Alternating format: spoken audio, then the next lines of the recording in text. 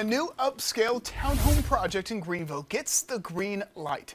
The City Planning Commission voted to move it forward tonight, and it's called the Creekside Towns, and developers hope it's just one of many developments sparking change to Greenville's gateway. Fox County's Kenny Harris tells us more.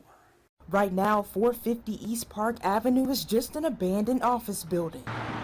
But Rivers Cape and the Realty Group have plans to turn it around. We're looking to revitalize that area with the existing office building being there. We want to tear that down. Their plan, a 4-story, 32-unit townhome project with a boardwalk above the creek. Even though under the new draft development code, the land is listed as a potential spot for workforce housing development, as of now, developers are offering no affordable or workforce-priced units. Only a 2-minute drive from the arena, talk of Greenville's gateway revitalization plans pushed the idea. Recently, with a lot of the talk to revitalize the area, this project and this product made sense for the site. While the front of the townhomes will have a nice creek view, the backdrop is the detention center, just yards up the hill. But developers say they're not too concerned about that.